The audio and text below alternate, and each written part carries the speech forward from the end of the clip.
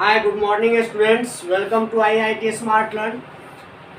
आज मैं आपको जो हूँ फिजिक्स का विद्युत आवेश और विद्युत क्षेत्र चैप्टर का नेक्स्ट पार्ट बताने जा रहा हूँ। इस पार्ट में जो है मैं आपका गुरुत्वाकर्षण बल और स्थिर वैद्युत बल के बीच में तुलना करके बताऊंगा कि इन दोनों के बीच में क्या संबंध है, इसके बारे में बताऊंगा।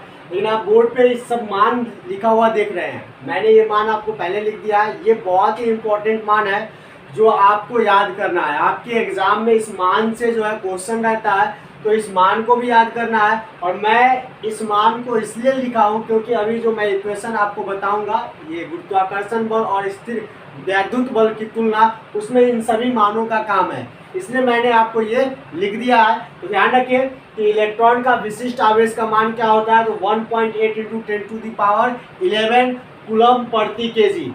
नेक्स्ट है कि 1 कूलम आवेश बराबर कितना होता है, तो 3 × 10⁹ ESU। यहाँ पे 1 कूलम आवेश बराबर फिर क्या होता है, तो 6.241 × 10⁻P। P मतलब प्रोटॉन। यहाँ पे ध्यान रखें, ESU का मतलब स्टैट कूलम और P का मतलब प्रोटॉन। नेक्स्ट है कि 1/4πε0 का मान कितना होता है, तो 9 × 10⁹। प्रोटॉन का मान कितना होता है, तो प्रोटॉन का मान होता है 1.6 × 10⁻19 कूलम। ये धन आवेश होता है, पॉजिटिव चार्ज होता है। और इलेक्ट्रॉन का भी मान उतना ही होता है, 1.6 × 10⁻19 कूलम, लेकिन यह ऋण आवेश होता है। देखिए ये Me लिखा हुआ है, मतलब मास ऑफ इलेक्ट्रॉन, मतलब द्रव्यमान के कारण जो है इलेक्ट्रॉन का क्या मान होता है, तो 9.1 × 10⁻31। और नेक्स्ट है मास ऑफ प्रोटॉन, मतलब प्रोटॉन के कारण, प्रोटॉन में जो है द्रव्यमान के कारण कितना मान होता है, वो है 1.67 × 10⁻27। और ये ग्रेविटी G जो है ग्रेविटी है, ग्रेविटी मतलब गुरुत्वाकर्षण, गुरुत्वाकर्षण का मान कितना होता है, तो 6.67 × 10⁻11। ये मान जो है मैंने आपको इसलिए लिख दिया कि ये बहुत ही इंपॉर्टेंट है, आपको याद करने की भी जरूरत है। ऑब्जेक्टिव में भी इससे क्वेश्चन होता है। और अभी जो मैं आपको स्थिर वैद्युत बल और गुरुत्वाकर्षण बल की तुलना करके दिखाऊंगा, उसमें इस मान की जरूरत है, इसलिए मैंने यहाँ पे आपको लिख दिया ताकि आपको इक्वेशन अच्छे से समझ में आए। चलिए तो स्टार्ट करते हैं वीडियो। आपका जो टॉपिक है वो है स्थिर वैद्युत बल और गुरुत्वाकर्षण बल की तुलना।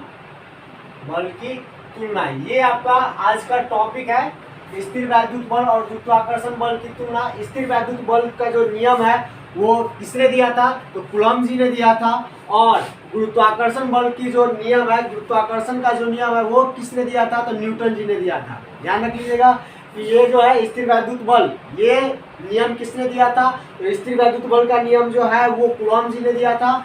और गुरुत्वाकर्षण बल का जो है नियम, गुरुत्वाकर्षण का नियम किसने दिया था, तो न्यूटन ने दिया था। तो चलिए इसके बारे में पढ़ते हैं। ये दोनों की तुलना करके मैं बड़े अच्छे से आपको बताने जा रहा हूँ। ध्यान दीजिएगा कि सपोज मान लीजिए कि ये हमारा जो है एक विद्युत क्षेत्र है और इसके केंद्र में प्लस आवेश है, धन आवेश है। और इस धन आवेश को अगर हम P मान लेते हैं, मतलब धन आवेश जो होता है वो क्या होता है, तो प्रोटॉन होता है। और इसके बाह्यतम कक्षा में जो है इलेक्ट्रॉन -E, इलेक्ट्रॉन जो है वो चक्कर काट रहा होता। तो ये प्रोटॉन पे धन आवेश है और ये इलेक्ट्रॉन ऋण आवेश है, तो ये दोनों एक दूसरे को क्या करेगा, तो आकर्षित करेगा। तो जैसे ही ये इसको आकर्षित करेगा तो यहाँ पे एक बल लगेगा, मतलब प्रोटॉन और इलेक्ट्रॉन, प्रोटॉन पॉजिटिव है, इलेक्ट्रॉन निगेटिव है, मतलब प्रोटॉन जो है वो धन आवेश है और इलेक्ट्रॉन जो है वो आपका ऋण आवेश है। तो जैसे ही अलग अलग आवेश होते हैं तो वो एक दूसरे को क्या करते हैं, आकर्षित करते हैं। तो ये प्रोटॉन इसको अपनी ओर अगर आकर्षित करता है तो इनके बीच में कोई बल लगेगा, तो इस बल को हम क्या करते हैं, तो कूलम्ब बल। और कूलम्ब बल को हम किससे सूचित करते हैं, F से। तो यहाँ पे मैं Fe लिख देता हूँ ताकि आपको ये समझ आए कि फोर्स ऑफ इलेक्ट्रिसिटी, मतलब करंट के कारण, विद्युत क्षेत्र के कारण जो बल लगा, उसके लिए मैंने आपको यहाँ पे E लिख दिया है। अब इसमें जो है इलेक्ट्रॉन में और प्रोटॉन में भी कुछ ना कुछ द्रव्यमान होगा, तो इस द्रव्यमान के कारण भी तो इनके बीच बल लगेगा। तो ये द्रव्यमान के कारण जो बल लगेगा वो गुरुत्वाकर्षण बल लगेगा। तो इस बल को मैं लिख देता हूँ Fg। G से हो गया ग्रेविटी, तो ग्रेविटी के कारण जो फोर्स लगा वो द्रव्यमान पर लगेगा। और इलेक्ट्रिक फील्ड के कारण जो आपको फोर्स लगेगा वो इनके आवेश के कारण लगेगा। देखिए मान लेते हैं कि यहाँ जो Q है यहाँ जो ये प्रोटॉन जो है आवेश, धन आवेश जो है, इसको Qp मान लेते हैं, और ये जो इलेक्ट्रॉन आवेश है इसको Qe मान लेते हैं। इससे ये पता चलेगा ये प्रोटॉन का आवेश है और ये इलेक्ट्रॉन पर आवेश है। इतना बात में समझ आए। फिगर को ध्यान से समझिए कि फिगर को ध्यान से ये आपको समझना है कि यदि किसी भी विद्युतीय क्षेत्र में अगर उसके नाभिक में प्रोटॉन है तो प्रोटॉन जो है वो धन आवेश होता है, और उसके बाह्यतम कक्षा में इलेक्ट्रॉन मौजूद होता है जो ऋण आवेश होता है। तो ये धन आवेश है और ये ऋण आवेश है। तो धन आवेश क्या करेगा, ऋण आवेश को अपनी ओर आकर्षित करेगा। तो जैसे ही इसे आकर्षित करेगा तो ये आकर्षित किसके कारण कर रहा है, तो इलेक्ट्रिक फील्ड के कारण, विद्युतीय क्षेत्र के कारण। और विद्युत क्षेत्र का नियम है या विद्युतीय आवेश का नियम है कि दो आवेशों में अगर वो धन आवेश होगा तो प्रतिकर्षण करेगा, और दो विपरीत आवेश मतलब एक धन आवेश होगा और दूसरा ऋण आवेश होगा तो एक दूसरे को क्या करेंगे, आकर्षित करेंगे। तो ये यहाँ पे जो इसको आकर्षित कर रहा है, तो ये प्रोटॉन जो है इलेक्ट्रॉन को अपनी ओर आकर्षित कर रहा है, तो इसके बीच कोई ना कोई बल तो लग रहा होगा। यहाँ जो बल लग रहा है उस बल का नाम है कूलॉम बल, और कूलॉम बल को हम F से सूचित करते हैं। तो मैंने यहाँ पे F लिख दिया और E इसलिए लिख दिया ताकि आप इसको पहचान सके कि ये किसके कारण लग रहा है, तो इलेक्ट्रिक फील्ड के कारण। अब देखिए यहाँ पे ये प्रोटॉन और ये इलेक्ट्रॉन, तो प्रोटॉन में भी कुछ ना कुछ द्रव्यमान होगा और इलेक्ट्रॉन में भी कुछ ना कुछ द्रव्यमान होगा।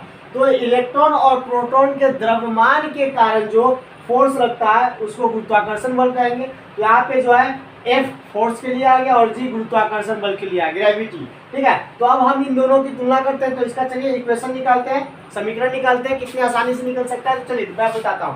पहला जो है मैं कूलॉम बल के लिए निकाल रहा हूँ। तो कूलॉम के नियम से, याद ध्यान दीजिए, मैं इसको थोड़ा सा इस तरफ लिखता हूँ ताकि आप अच्छे से समझ सके। कूलॉम के नियम से, देखिए कूलॉम के नियम से जैसे ही आएंगे तो कूलॉम बल लग रहा है। तो कूलॉम बल का मैंने आपको फॉर्मूला पिछली वीडियो में साबित करके दिखा दिया कि F समानुपाती 1/4 पाई एप्सिलॉन नॉट। यहाँ पे समानुपाती को इक्वल टू मिल लेते हैं बराबर में, क्योंकि वहाँ पे मैंने नियतांक ले लिया था। तो F बराबर 1/4 pi epsilon not Q1 Q2 बटा R स्क्वायर। ये आपका कूलॉम बल का फॉर्मूला है। तो मैं इसको मान बिठा रहा हूँ, F बराबर 1/4 पाई एप्सिलॉन नॉट। और देखिए मैंने यहाँ Q1 को क्या मान लिया था, QP, यहाँ पे हो जाएगा QP, और Q2 को मान लिया था QE। तो दूसरा आवाज जो है हमारा QE है बटा R स्क्वायर। अब देखिए F बराबर 1/4 पाई एप्सिलॉन। अब यहाँ पे मान बैठाइए, देखिए 1/4 पाई का एप्सिलॉन का मान, तो मैंने यहाँ पे आपको लिख रखा है 1/4 पाई एप्सिलॉन का मान कितना, तो 9 गुने 10 पे पावर 9। ठीक है, तो 1/4 पाई एप्सिलॉन को मान मैंने यहाँ पे बैठा दिया। अब QP का मान मतलब प्रोटॉन का मान, देखिए यहाँ पे प्रोटॉन का मान कितना है, तो प्रोटॉन का मान है 1.6 गुने 10 पे पावर -19। और यहाँ पे आपका इलेक्ट्रॉन का मान भी कितना है, तो इलेक्ट्रॉन का भी मान उतना ही होता है। तो यहाँ पे इलेक्ट्रॉन का मान 1.6 गुने 10 पे पावर -19 और बटा में क्या हो गया, तो R स्क्वायर। इसको हम समीकरण क्या मान लेते हैं, 1 मान लेते हैं। देखिए मैंने इसीलिए वो मान लिखा था ताकि यहाँ पे मान भर सकूं। चलिए अब यहाँ जो है गुरुत्वाकर्षण बल के कारण, गुरुत्वाकर्षण के नियम से, और गुरुत्वाकर्षण का नियम किसने दिया था, तो न्यूटन जी ने दिया था। तो गुरुत्वाकर्षण के नियम से, अब गुरुत्वाकर्षण के नियम से जैसे ही निकालेंगे यहाँ पे क्या निकल जाएगा, तो फॉर्मूला हो जाएगा Fg, force of gravity, Fg equal to क्या हो जाएगा, तो यहाँ पे ग्रेविटी, उसके बाद मास ऑफ प्रोटॉन और उसके बाद मास ऑफ इलेक्ट्रॉन बटा क्या हो जाएगा, तो R स्क्वायर।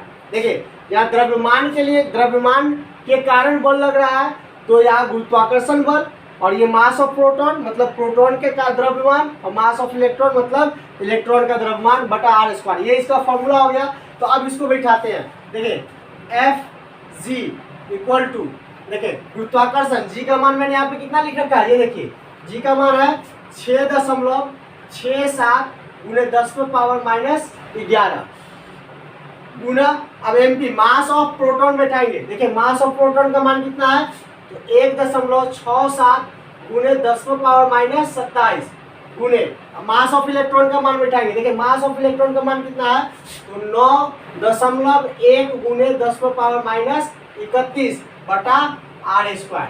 इसको कर देंगे समीकरण 2। इसको क्या कर देंगे, समीकरण 2। इतना तक समझ में आ गया? अब देखिए यहाँ मैं समीकरण 1 निकाल दिया हूँ और समीकरण 2, अब इसी को तुलना कर रहा हूँ यहाँ पे। देखिए यहाँ पे थोड़ा सा नीचे लिखने के बाद जो है कि वो दिखता नहीं है, नीचे लिखने के बाद होता क्या है कि दिखाई नहीं देता है, और हमेशा कमेंट में आता है कि सर थोड़ा सा ऊपर लिखिए, इसलिए मैं जो है नीचे मैं नहीं लिख रहा हूँ, मैं क्या कर रहा हूँ ऊपर लिख रहा हूँ। यहाँ पे हो जाएगा समीकरण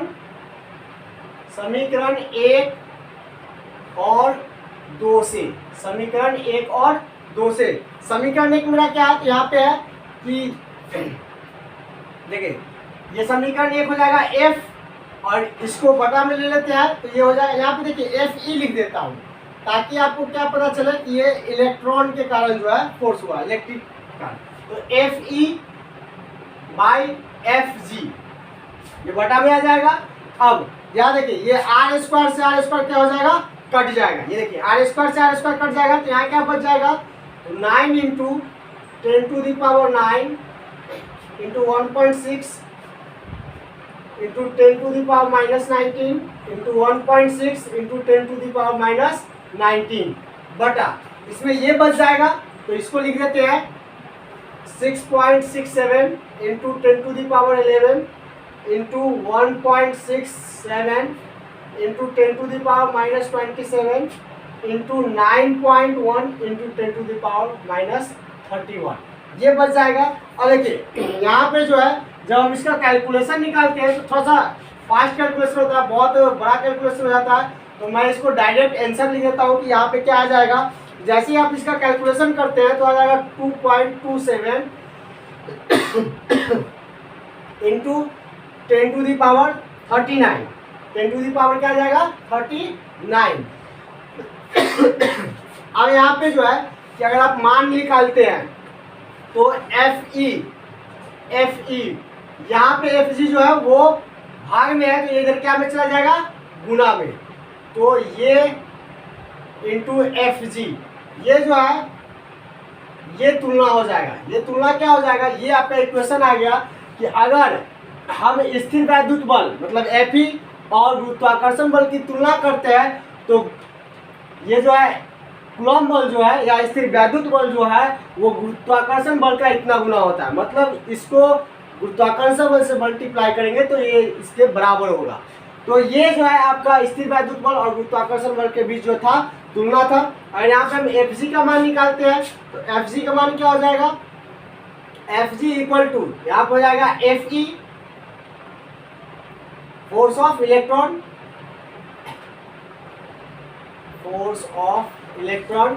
ये इसके बटा में आया तो 2.27 इंटू 10⁻39 ये दो इक्वेशन निकलेगा। देखिए अगर हम फोर्स ऑफ ग्रेविटी निकालते हैं तो कूलॉम बल को जो है इतना से डिवाइड करेंगे तो मान निकलेगा, और अगर हम फोर्स ऑफ इलेक्ट्रॉन मतलब कूलॉम बल निकालते हैं और तो यहाँ पे क्या होगा कि इतना से गुरुत्वाकर्षण बल को गुना करते तो मान निकलेगा। तो ध्यान रखिए ये बहुत ही इंपॉर्टेंट टॉपिक है। ये जो है मैंने आपको क्या करके बताया, तो स्थिर वैद्युत बल और गुरुत्वाकर्षण बल में तुलना, मतलब कि कूलॉम के नियम से स्थिर विद्युत बल को निकालते हैं और उसकी तुलना हमने किससे किया है, तो गुरुत्वाकर्षण बल से किया है। तो ध्यान रखिएगा कि ये बहुत ही इंपॉर्टेंट है। मैं इसको एक बार फिर से समझाता हूँ कि मान लीजिए कि कोई भी हमारा विद्युत क्षेत्र है और इसमें हम प्लस धन आवेश रखते हैं, और ये प्लस धन आवेश कौन होता है, तो प्रोटॉन होता है, और इसके बाह्यतम कक्षा में मतलब बाहरी कक्षा में इलेक्ट्रॉन चक्कर काट रहा होता है। इलेक्ट्रॉन जो है उस पर क्या आवेश होता है, तो ऋण आवेश होता है। अब ये ऋण आवेश है और ये धन आवेश है, तो ये इसको अपनी ओर आकर्षित करेगा, यहाँ कोई ना कोई तो बल लगेगा, तो उस बल का नाम है कूलॉम बल या स्थिर वैद्युत बल, उसको हम F से सूचित करते हैं, तो मैंने यहाँ पे लिख दिया Fe। अब देखिए इसके द्रव्यमान के कारण मतलब इलेक्ट्रॉन में भी कुछ ना कुछ द्रव्यमान होगा और प्रोटॉन में भी कुछ ना कुछ द्रव्यमान होगा, तो इनके द्रव्यमान के कारण भी तो इन दोनों के बीच में कोई ना कोई बल लग रहा है। उस बल को क्या कहते हैं, तो गुरुत्वाकर्षण बल, और गुरुत्वाकर्षण बल को मैंने Fg से डिनोट कर दिया, जी से हो गया ग्रेविटी, फोर्स ऑफ ग्रेविटी। अब यहाँ पे जो है मैंने धन आवेश पी लिया था, तो धन आवेश को QP आवेश Q से सूचित करते हैं, तो QP ले लिया, और दूसरा आवेश को QE ले लिया। अब इसी मान को हम यहाँ पे पुट करते हैं तो ये निकल जाता है। ध्यान रखिए कि स्थिर वैद्युत बल जो है कूलॉम साहब ने दिया था और गुरुत्वाकर्षण बल का नियम जो है वो न्यूटन साहब ने दिया था। तो ये मैंने आपको तुलना करके बता दिया। ये बहुत ही इंपॉर्टेंट मान है और ये बहुत ही इंपॉर्टेंट इक्वेशन है, तो ये आपको कंप्लीट बहुत अच्छे से होना चाहिए।